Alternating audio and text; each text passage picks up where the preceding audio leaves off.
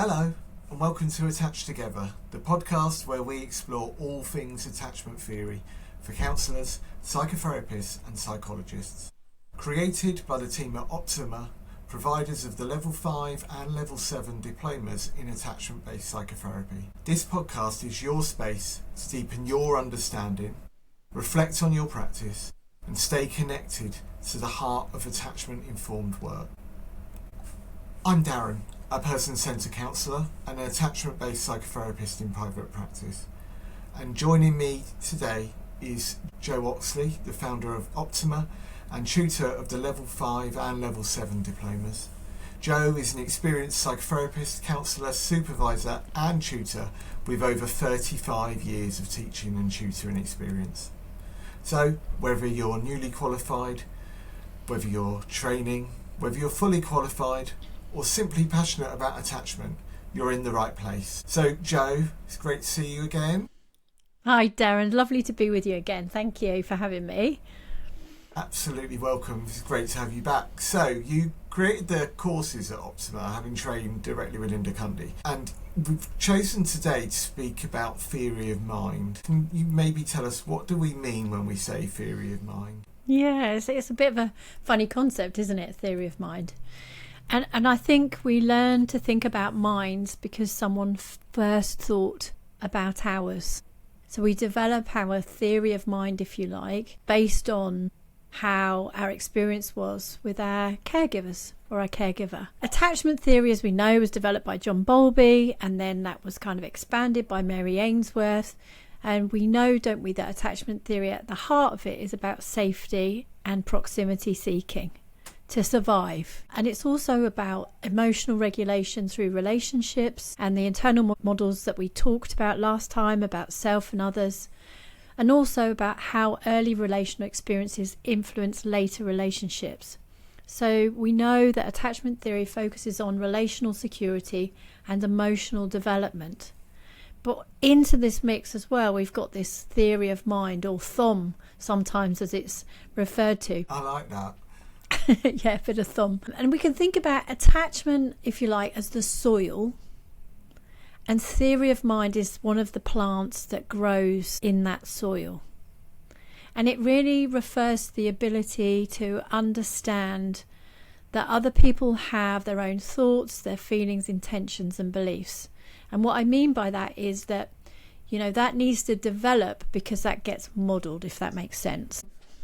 I think I get in it, but I'd really like you to maybe expand a bit more for me. Well, I've got a little granddaughter. Well, I've got 3 granddaughters, but I tend to have a little granny day on a Thursday with little Lara, who all of my tutors and most of my students hear about. So, you know, I might have been cooking or making biscuits or Rice Krispie cakes or something with her in the morning, as we do. And then, you know, Granny gets a bit tired. So I might say to her, come on, you know, we've been cooking now for a little while. I need to sit down and a cup of tea. You come and do some drawing because I'm a bit tired. And by modelling that, Lara gets to learn that Granny's got her own needs and wants in the world, if that makes sense to you. So she starts to learn that, you know, child is not the centre of the universe, that other people...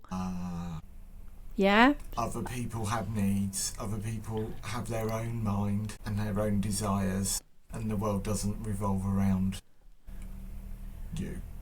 And that's really important for lots of reasons. One of the reasons is children, as we know, are born narcissistic. They have to be, because they have to, you know, solely focus on their own needs to survive. But what happens with, you know, the caregiver that is able to say, you know, right now I'm feeling this, you know, we've done that and this is why, and I'm explaining why I'm not going to play with you for half an hour because I'm tired and I need a cup of tea, then though that the child can start to internalise that other people, as I said, have their own thoughts, feelings, intentions and beliefs. And, you know, if that doesn't take place, then those mental states don't develop. And if they don't develop, what happens next? You can imagine, can't you, if a client in therapy comes and they can only see their own point of view. They can only focus on what's in front of them. That in itself would cause a lot of anxiety, wouldn't it? Because there's no perspective. We're very introspective rather than retrospective or looking outwards. And I think Theory of mind really helps us to develop that social cognitive capacity to mind read in a reflective way, to make sense of in a reflective way. I'm just sat considering clients that I've had in the room over the years, and I'm beginning to piece together the clients who have been unable to consider the needs of and the minds of others, even a different mind that's so stuck in their worldview and in themselves. And I think that does give a stuckness, doesn't it? But I guess it's, there's of no fault. It's a developmental stage that didn't take place. And so that's something that we can start to do with clients, is start to evolve that theory of mind, if you like. There's some really great research by Simon Baron-Cohen, and he does a great little experiment. I think it's a 3-year-old. She might be 3.5, maybe 4. And she shows the little girl a packet of Smarties, and he says to her, what do you imagine is in this packet of Smarties? And of course she says sweets. Of course she's going to say sweets. And then he says, shall we have a look? And he takes the top off, and out come these pencils. And the little girl is, momentarily puzzled, but then she realises that they're pencils. And then she watches him put them back in the box, and he puts the lid on and he puts them back in the basket, and he says to her, so your little friend Tommy's going to come in a minute. What do you think he's going to think is in the Smarties box? And I can't quite remember her actual answer now, but it's not what you think it would be. So she's not quite got there fully, but she's thinking that it's definitely not Sweeties and that he's going to come in. And it's really interesting to see that theory of mind develop when we start to pose these questions to children. This is what's in front of you, but what do you imagine? Can you perceive what somebody else is going to be thinking in their mind, if that makes sense to you? Yeah, and I love that example. That video is ever so funny, isn't it? She really considers her answer and still gives the wrong one. Bless her. But she's really trying hard. She really wants to be able to have that theory of mind, but it's just not quite clicking into place for her. Would that be around the age where this would start developing, Jo? Yeah, I think it's about 3, but after the age of 3, when that theory of mind can start to develop, and children can start to take into account, other people's feelings. I think, sharing becomes something that can happen at that point, because we can start to say, well, you feel sad when you can't have something. How do you think so and so feels when they can't have something? And again, it's developing that theory of mind, imagining how someone else might feel. And I'm then wondering about those people who haven't developed that theory of mind. What might have played out for them in their childhoods? Yeah, so if we think about theory of mind also informing how we can connect, this is quite intertwined, isn't it? Because secure attachment tends to support, or secure caregiving tends to support the development of theory of mind. And being a sensitive caregiver helps children learn to interpret emotions and intentions.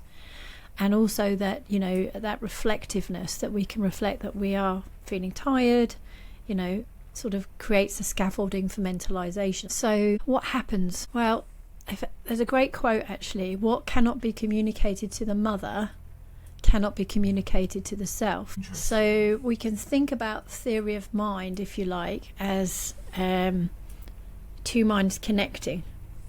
Think if we connect, if I'm just getting both my hands and I'm bringing both my hands together and I'm connecting my hands with my fingers, that 2 minds connecting of theory of mind. But if that doesn't happen, then it's very difficult for me to connect with somebody else's mind and understand what they might need.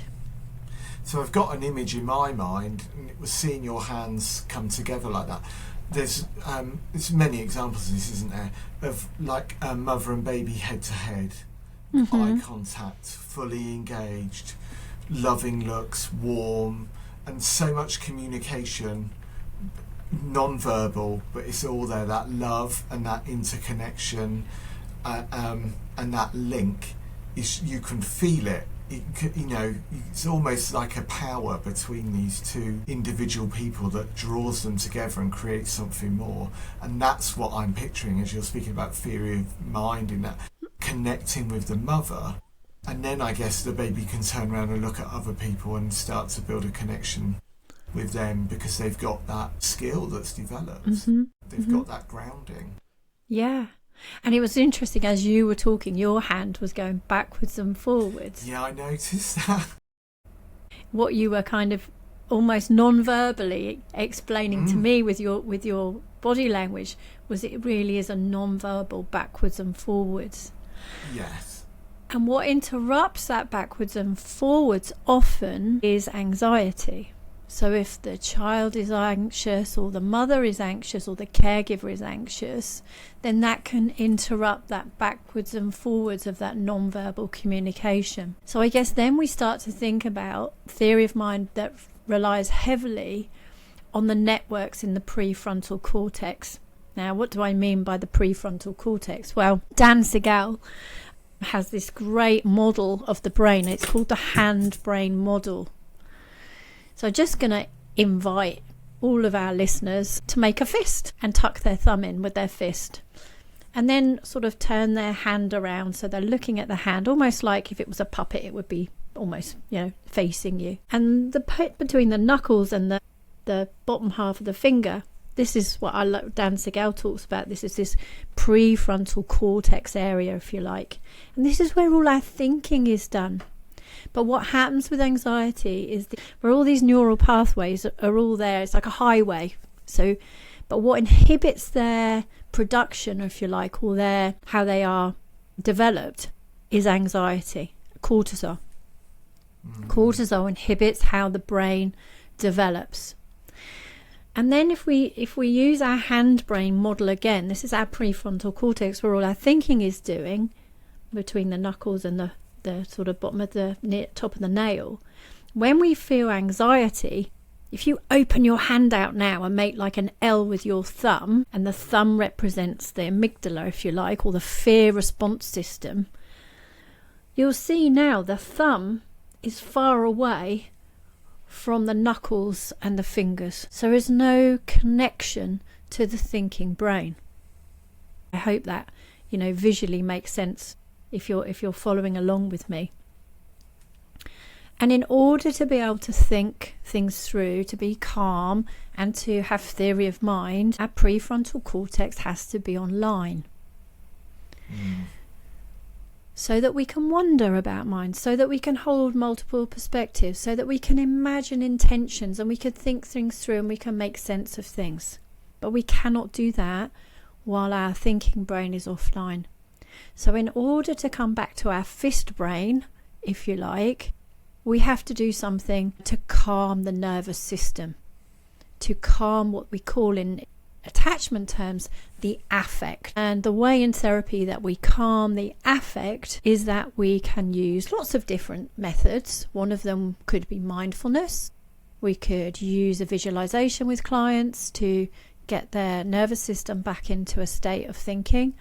Or we can use things like 7-11 breathing, or breathing around the hand. So you breathe, if you splay your hand now, you can breathe in, going up the thumb, and out, going down the thumb, and in, up the forefinger, and down, going down the forefinger, and so on and so forth.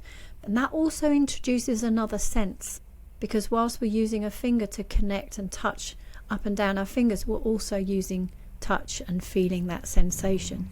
So that changes the way the brain is responding. So when we count and we calm the nervous system down, we get that fist brain back online and we get that thinking brain back online.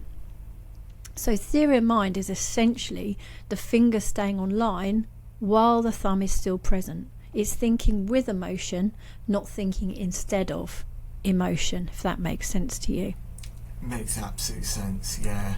And those tricks and those tools to calm the nervous system down, wow, they've done me so many favours over the years in different settings, in different workplaces. But I wish I knew them sooner in life, because they would have really helped me earlier on. I have to say, a good old chest tap does wonders for me. I really like how often I notice as my nervous system calms, my body gives me a signal that it's there. So I'll sometimes get a yawn, or my eye will twitch, or something will happen whereby my body will tell me, okay, I'm relaxed. Most often it's a yawn, and it's just the body just it wants to be calm. It doesn't want to be on alert. We just need to help it get there sometimes, don't we? I think if we haven't had that model to us as a child, it's going to be an effort for us to do it for ourselves in adulthood. Absolutely. When you're saying about the tapping, if any of our listeners want to at the moment, just cross your arms as if you were going to cross your arms, but rather than tucking your hands in, just tap each shoulder as you listen to me talking now. And that sort of represents that tapping, that patting that we do with babies. And you can even just gently rock backwards and forwards. And that, for me, I can feel it in my solar plexus straight away, that I start to calm and that my cortisol starts to leave my brain. And my brain comes back online and I can start to think more clearly. It was something that occurred to me a minute ago as well about, the cortisol that we talk about and developing that theory of mind. It can really be helpful to counterbalance anxiety when we can think things through. And what I mean, I guess, by that is when we can start to put another story that overlays the immediate story. And you'd use that with your clients? All the time. Once they're in a calm state, then I might say to a client, let's play with this. Let's imagine we're on a stage and we've decided that the audience have made an opinion about the play that's just gone on. Mm-hmm. Do you imagine that all of the audience will have the same theory about what's gone on? Now, I know when I'm watching something on telly with my husband, particularly if we're watching some sort of plottish thing, I might say, oh, I think it's this and this. And he'll say, really? What makes you feel that? Oh, well, because this and this. No, I think it's this and this. And it's always a little bit of competition now as to whose theory of mind is going to be right. But that is exactly it, isn't it? So with clients, when we're thinking about the stage situation, do you imagine that everybody is thinking that? What other thoughts could other people... What about the people in the balcony? They might have seen it from a different perspective because they're looking down on it. What other things could be going on here? So we're encouraging that theory of mind. Oh, yeah. Yeah, because obviously if you're sitting right close to the stage, you can't see the person in the back row that's doing X, Y, and Z. But from the balcony, they can see this. They've got a bird's eye view. And that's what we're doing, isn't it? We're developing that bird's eye view. Mm-hmm. Considering all what we've discussed with regards the theory of mind and all of us, clients and counsellors, everyone, can we just return back to where we started with the soil and the plants? Because I'd really like to draw us back into that image because it's just such a visual representation of what we're discussing. Yeah. So we were thinking about before as attachment being the soil, and if that soil is fertile, i.e. if the caregivers have been able to demonstrate that other people have their own thoughts, their own feelings, their intentions and beliefs, then theory of mind is one of the plants that grows in that soil, so that the person can understand that their mental state may differ from somebody else's mental state, and that behaviour is driven by internal mental experiences, and they may differ from their own internal mental experiences. Beautiful. Wow, when it all comes together, it's a kind of magic, isn't it? What a beautiful garden we're going to end up with if we have that rich soil there. The plants are just going to blossom. Absolutely. And I think that's what makes working from an attachment lens so exciting. To see where it goes and what we plant and what can grow. I really like that, Jo. I'm really pleased that we finished back on that image of the garden. Before we finish this subject, how about a takeaway? Is there anything you want us to remember from this? I think probably the thing to take away is that clients can only develop a theory of mind if they've got their fist brain online. Absolutely. Thank you so much, Jo. We'll continue chatting in just a minute. If you've been carrying the emotional weight of your work lately, feeling stretched, tired, or a little disconnected, you're not alone. That's exactly why we created Restoring Your Secure Base, an attachment-informed therapist retreat designed to give you the space to pause, breathe, and reconnect with yourself, your work, and a community of therapists who truly understand. Across 2 days, you'll step away from the everyday into a calm, restorative environment at the Odney Club near Maidenhead in Berkshire. A beautiful setting that even inspired the world of The Wind in the Willows. We're also honoured that Linda Cundy will be joining us for a special talk and Q&A. The retreat includes workshops, shared reflection, experiential learning, 8 hours of CPD, and restorative experiences in a gong bath. Most importantly, it's a chance to reconnect with yourself and with a community that understands the work you do. To learn more and reserve your place, visit optimahealthservices.co.uk/therapist-retreat. We have our dilemma to finish on, Jo, for this week. So this one's been suggested, and I really, really like this. The client who's always late. We've all been there. What do we do? Well, I think first of all, we have to put some theory of mind into this. We have to think about what is going on for the client. Why are they always late? And I guess there could be lots of explanations for this. The one that comes first to my mind is avoidance. That's the first thing that comes to mind. It's hard enough to encourage anyone with an avoidant defense strategy to come into therapy, because the last thing they want to do is feel their feelings. They have lots of theory of mind. They're very in their heads. They can think things through, etc., etc. But what they often struggle to do is to feel the feelings, and that's quite terrifying. So I guess we can understand it from that perspective. And what I would say is we want to invite that conversation, that it's okay that it feels scary, and maybe for a short period of time at the beginning of the relationship, how can we make this feel a bit safer for you? How can we encourage you, if 50 minutes, if you're doing a counselling hour or an hour, if that feels too much or too intense, what would make it feel better for you? So that would be my first idea in terms of talking that through with a client. I mean, it could be just, we do our sessions on the hour, and the local bus doesn't get in till 10 minutes past the hour, and so we need to find out. We need to have a conversation. We need to develop that theory of mind for that client. So what's going on for them?